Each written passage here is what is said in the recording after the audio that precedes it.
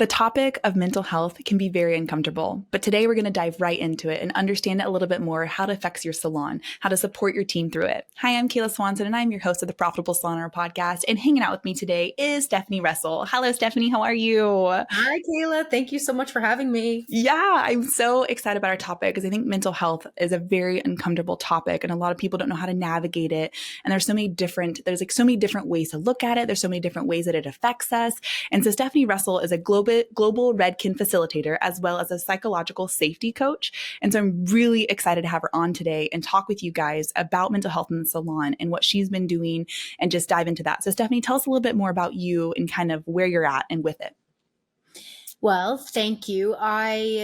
Where I'm at with it, it's so funny because my brain goes in so many different directions because right now I have so many interests, but all under this umbrella. But mainly what I'm doing at this moment is supporting salons to help them to create a more psychologically safe environment. Even the word psychological safety is so big and long, but it's so beautiful.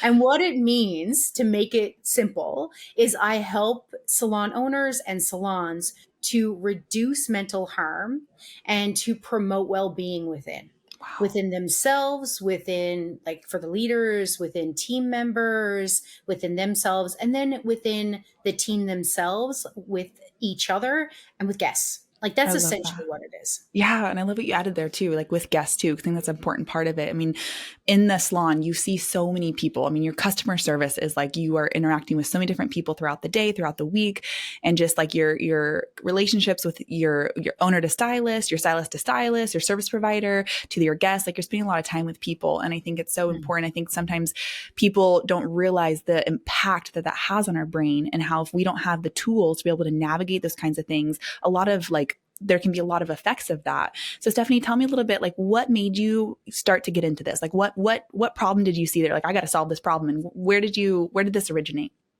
Well, Kayla, it started with me. I was in many psychologically unsafe relationships, including a psychologically unsafe workplace. Wow. And it's really funny because for myself, I recognized that, but I didn't have words for it. Right. Yeah. So I moved into another salon, and then I became a psychologically unsafe leader. And now that I know what all that looks like, because I didn't have words for it before, and I think that that's the biggest, I guess that's the biggest thing I educate people on, is to have language around this stuff, because we all know it. Like, there's nothing that I share with anybody, I don't think, that they don't really know at their core. But the language behind it, the putting words to it, creates a world and puts everything together. And so when I started to learn this information, knowing again that I was in environments that I didn't feel right. That's the best way to say it. I didn't feel right. I didn't know it was unsafe. I just never felt comfortable. And so then to get into this and then to look back and see, I wasn't a very safe leader myself. I saw the need for it in general. And it's not that you're either safe or you're unsafe, because the truth is, most times it's when, it's not if, right? It's when we're safe, when we are connecting, when we are creating an environment that has less mental harm, and then when we're not. So it's reducing the amount of time that we're not. That's my goal, because we're humans, we make mistakes. But how do we navigate this? How do we reduce mental harm? And how do we help repair when mental harm has been done? Wow, that's huge. And I love that, because I think that mental harm is not always easily detectable. I think some people like suppress it a lot or don't realize what is contributing to that. Like, if you have physical harm or like outwardly things that you're tangible, you're like, oh yeah, I'm this is a physically abusive relationship or physically abusive job or whatever. There's like certain abuses that are like, you can really quickly identify, oh, this is not healthy, this is not great. But being able to identify where is the mental abuse coming from, or where's the mental harm coming from, or like how, like, I just feel, I love what you just said, is I just didn't feel something was wrong here, and I didn't know how to identify what it was and to bring the language in. So if the salon owners that were listening, or if you're listening to this, Stephanie, how do people start to identify if, like you said, something's not right here, but give some steps onto how do they identify in their own salons, is this a problem that they're having in their own salon? That actually is the best question. Good. There is an analogy that I do. So there's a program that I teach. It's called Psychologically Safe Salon. I actually changed it to Psychologically Safe Service only so that it included more industries. Totally. But it started with Psychologically Safe Salon. And if you want to have me in, I can call it that again. But anyways, there's this aspect that we go through and this activity that's really enlightening. And it's called green light, yellow light, red light. And so it's like, when are we a green light to safety? When are we a yellow light to safety? And when are we a red light to safety? Now, I don't have my notes here with me, but I've done this a few times. So let's go off that. Basically, when we're a green light to safety is when we're feeling calm, grounded, centered within ourselves, when we're feeling that we enjoy the person we're communicating with, when we feel connected to them, when we have their best interests at heart, our own best interests at heart. So we're keeping ourselves in mind, because love includes us, right? We can love others, but love has to include us too. Mm-hmm. So generally feeling the emotions that are more towards loving side, that when you're in that, when you're feeling that, that means you are automatically psychologically safe. Like it's an automatic thing. Now, how you're perceived, we can't control that. But that piece, you can be rest assured that if you're truly there, you're good, right? The yellow piece, this is where I see myself and others. Like I'm part of this too, right? This is what I'm working on. I'm working to being green as often as possible. But to be real with you, I spend a lot of time in yellow. Mm-hmm. Yellow is when the famous words of yellow are, I'm busy. Man. Yeah, because we are not present. So we don't necessarily connect with others as well as we could because we're not exactly there with them. Yeah. Right. And because of that, we miss cues, we miss connection points.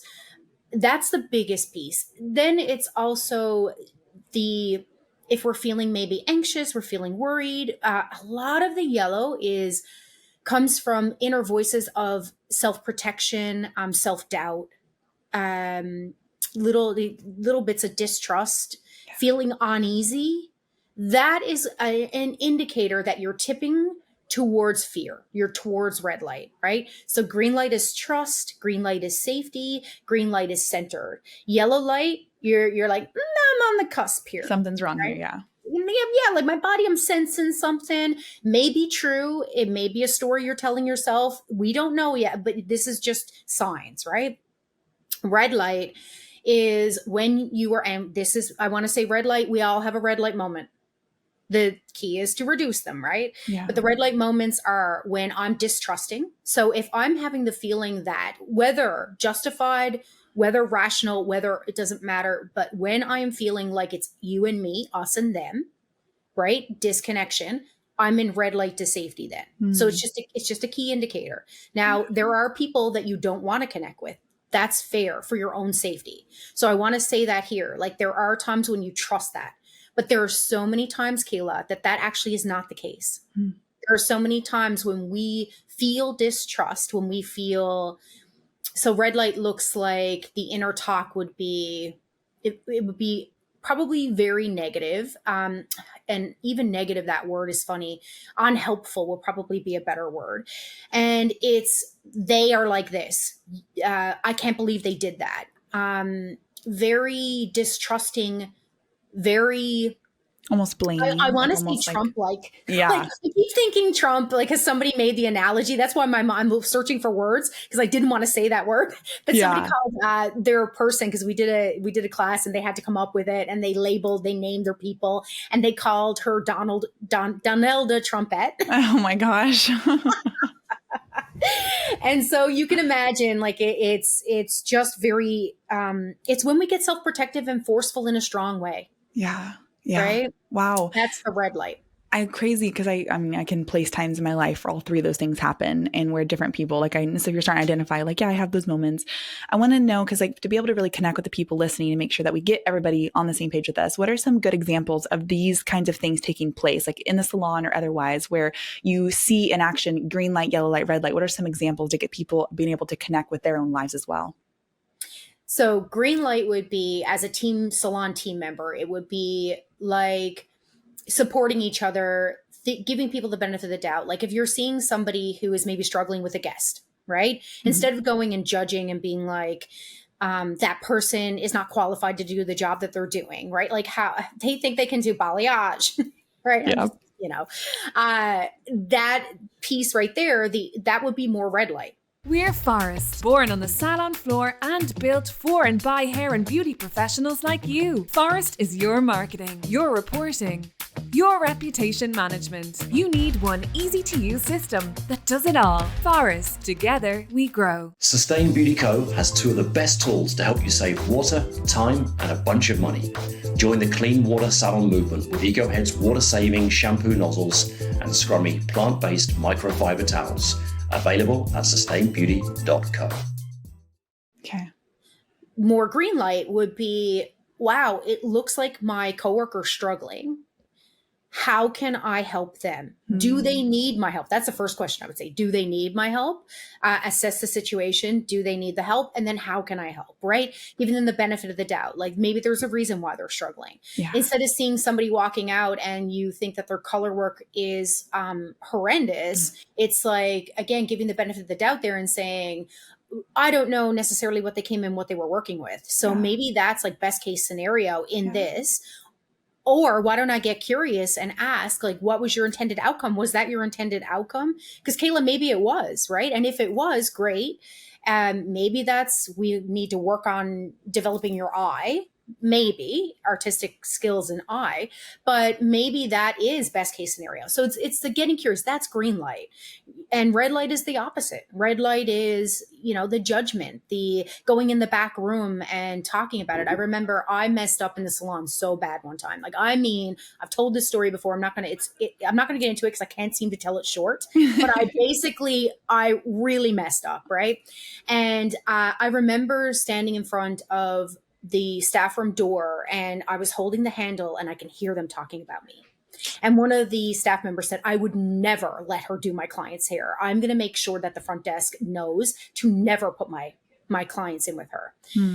Now, I will say that at this point, I was already a Redken artist. I was already teaching in salons. My ego is really like built up on that. I had a lot going on. So that felt horrible in so many ways. It was a crush to the ego. It was everything. It was a crush to the ego to even have made that mistake, right? Yeah.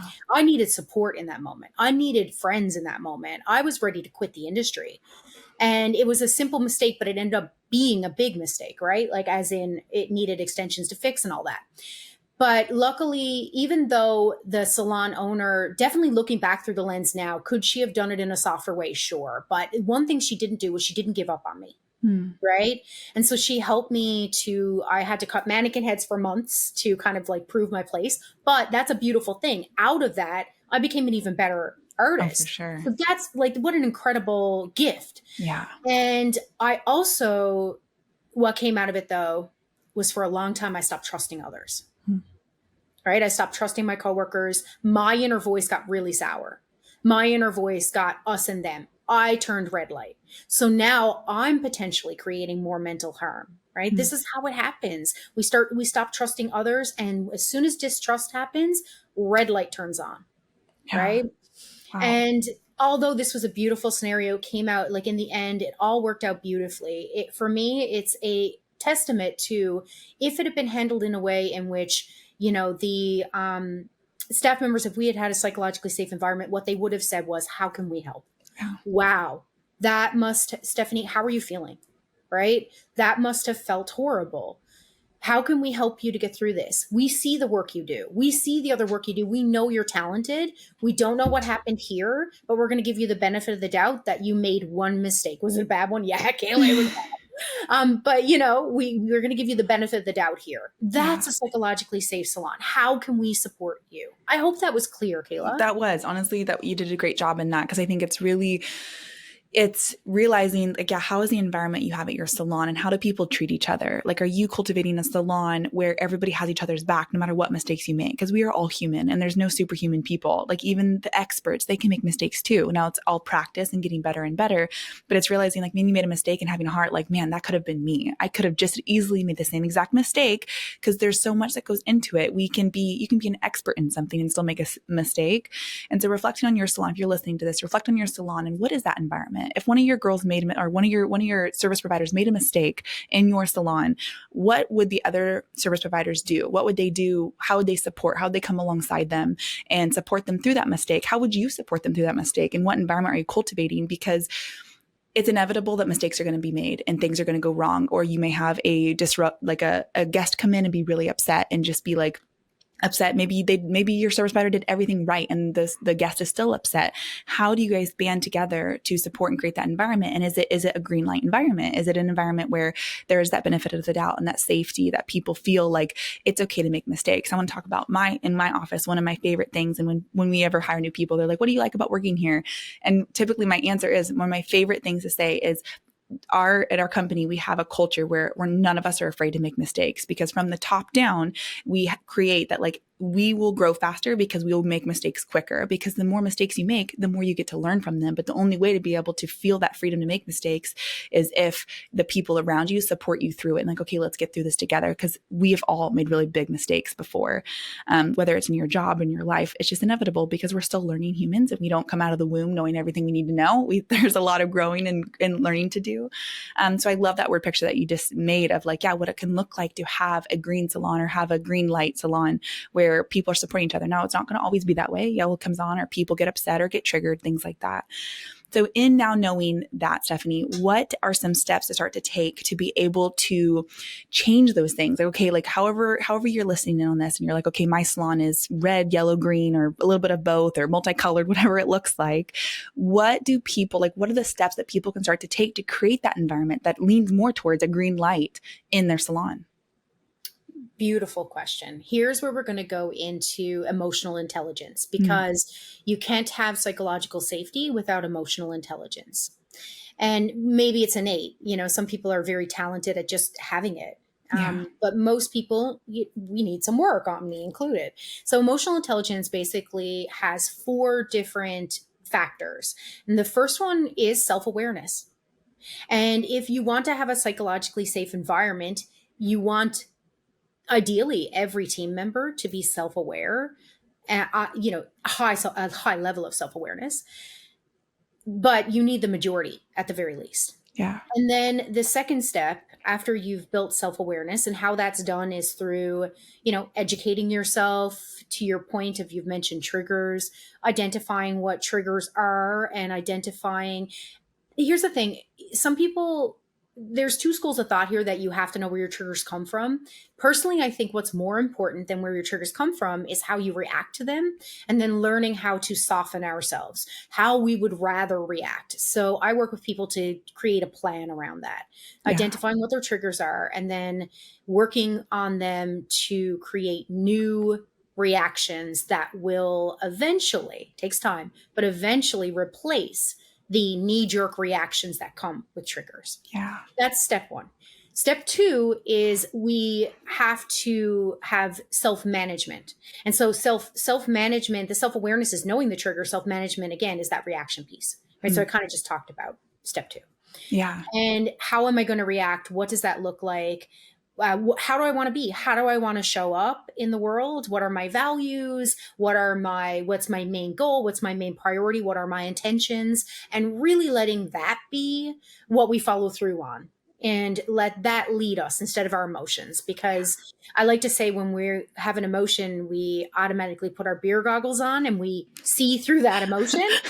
And so, I have my sad goggles, I have my frustrated goggles, I have my irritated goggles, and then the world just looks like that through them, right? Yeah. And so I react in that way. Yeah, I call it DUIs, making decisions under the influence of emotion. Oh my goodness. Right? Yep. So that piece. So that's self-management. And then the next thing is awareness of others.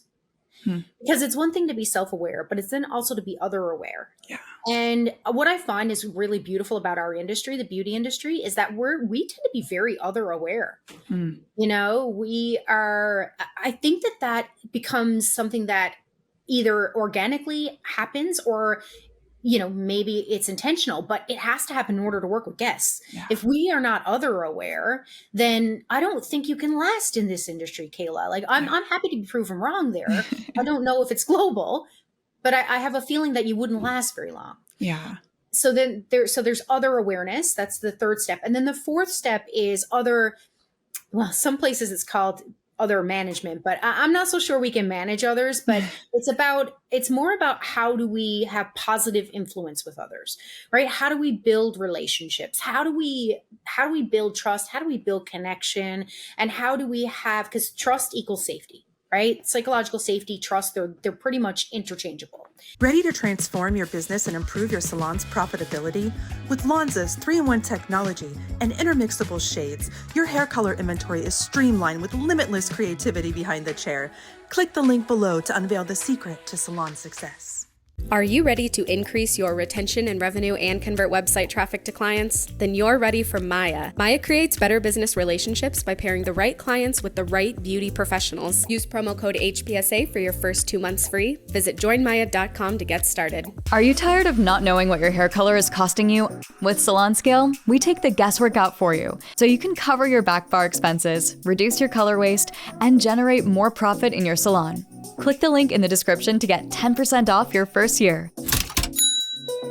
And so how do we have psychologically safe interactions with others? And those are the 4 pillars that I work with leadership. I do work with some service providers, like especially those who are, you know, they've got their goals in mind. They are moving for it. They're like, I want to have the most fulfilling life ever. Yeah. Give it to me. Help me. I want to do this. And I say give it to me, but they give it to themselves. You know what I mean? Yes, totally. But mostly I work with salon leaders to do that. And so, and my biggest thrill is helping them to do it for themselves and then helping them to be able to facilitate that with their team. Yeah. Wow. Okay. So that's huge.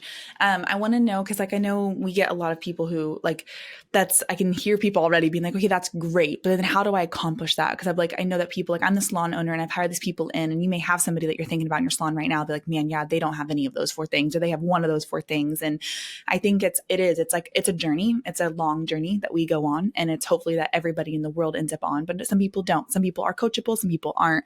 And so I'd love to be able to give some tools that like people be like, well, I'm not their therapist, or I don't have the tools, or I don't have the knowledge that you do. So how does, as a salon owner, give that support to their staff? Like, what questions do they ask?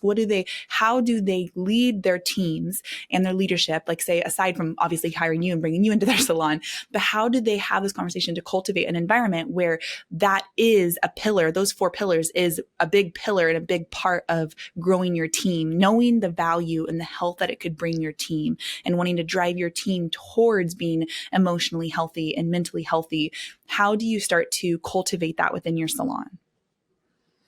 I wish that I had a really simple answer here. Like, I think I would be living my best life. I'd just be like, here you go. Here's your tab.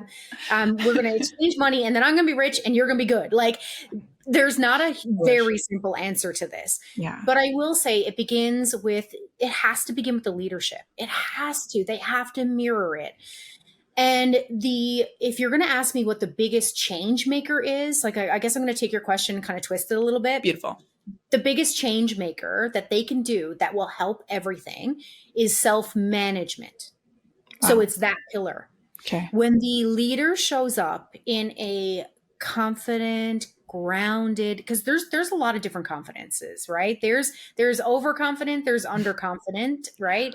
But then there's that sweet spot in between, and I like to call that grounded confidence. Mm-hmm. And that's that piece where they're so comfortable with their selves, their mission in life, that there is very little that can take them off of that centeredness. Push them away from it.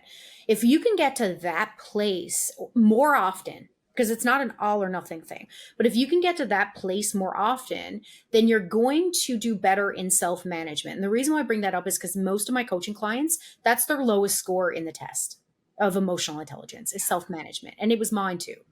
And so that looks like learning about how we feel when we're feeling off. The biggest emotion that I tend to get from salon owners that they don't want to have anymore is irritation, frustration. Wow. Right? They're irritated that maybe, there's many stories here, but they're irritated that they do all the work. They're frustrated maybe that their salon, their service providers don't necessarily take it as seriously as they like. There are many different stories here, but if I were to narrow it down, it's irritation, frustration. Wow. Okay, great.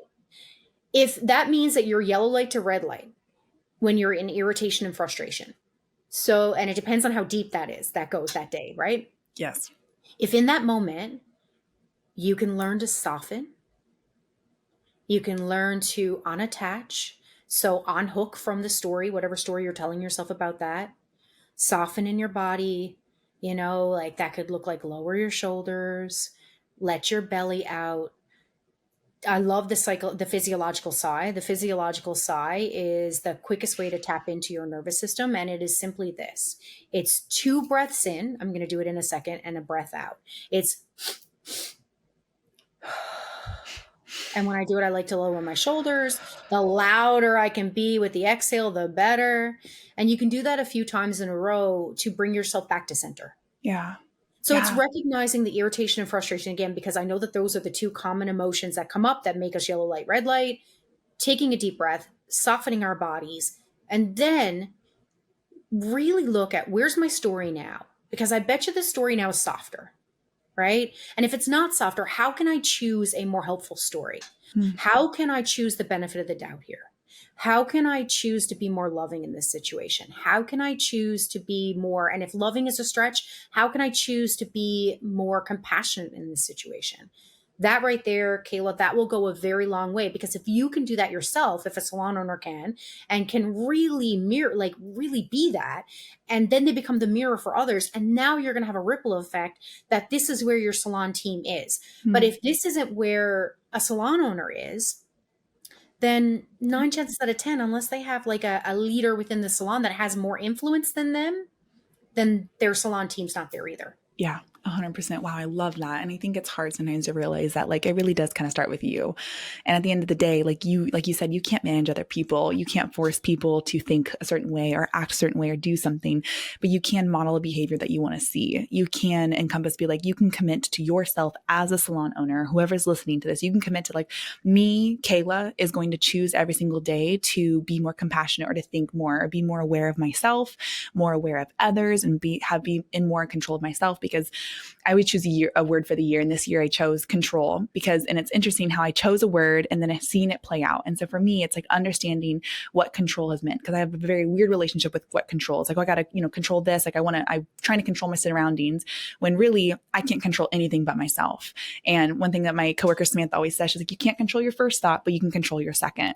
So if thought comes into your brain and it's like, oh shoot, like this person's this person's really mad at me. And it's like, okay, wait, but what are they mad about? Is it more about them? Are they having a stressful day? And be thinking like, when you start to feel that emotion kind of come up and you step back and be like, okay, wait, what is my surroundings? What's playing into this? What could be going on? And asking more questions before you emotionally react. How can you ask a question and get more clarity? I'm like, hey, like, did you mean this? Or because there's always what was said, what was meant, and what was heard.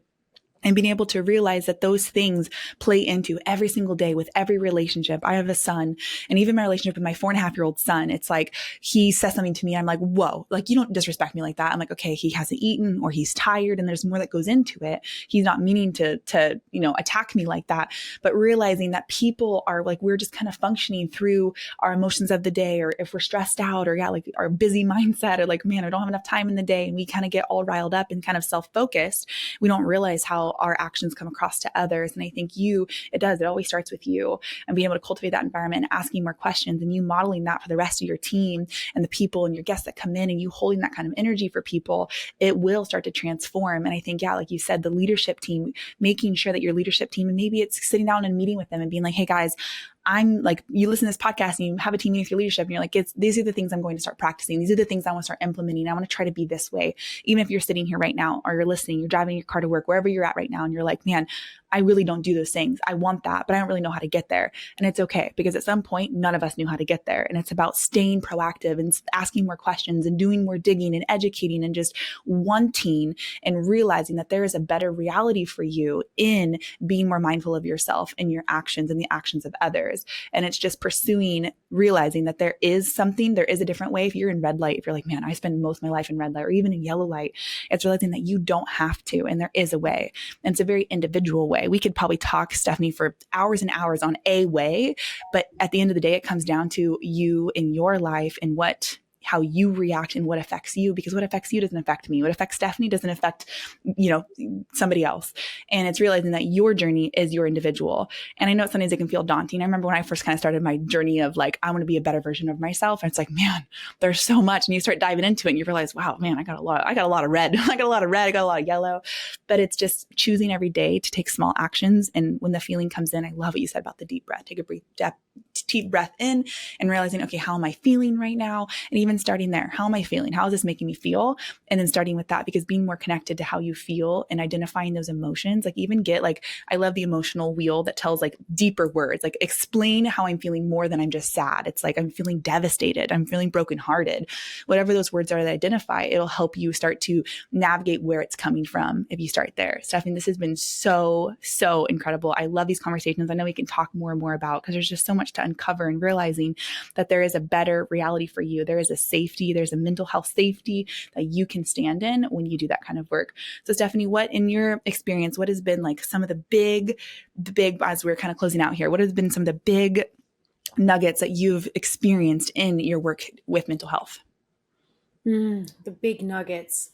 I think the biggest thing that the reward that I have felt in navigating my own mental health, because of course, recognizing where you are on the scale from green light, yellow light to red light, you automatically have great mental health when you're in green light, right?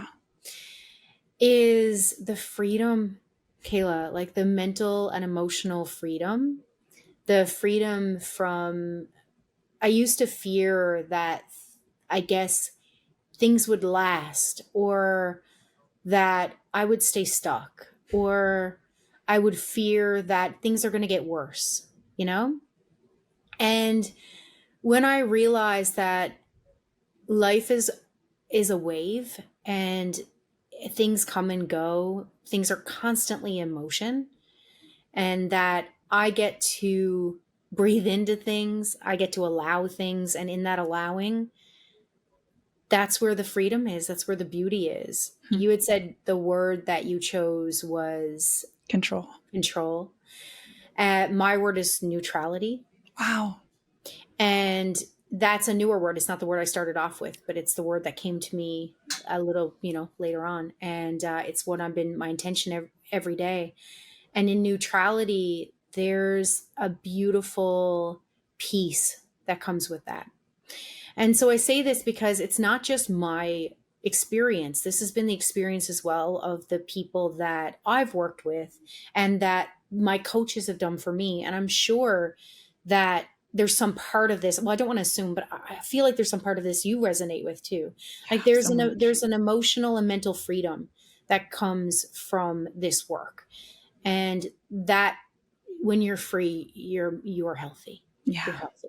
So I hope that answered your question. But it absolutely did. I love it. That's what came to mind. I love it. And that was perfect. Because I think, in that freedom, you can have better relationships. You can have more success. You can just go more places and find more joy in the places that you're going, because you have that freedom to operate and to just be present. And I think one of the most valuable things that I learned is to be present in the moment and to be focused on who's in front of me and conversations I'm having.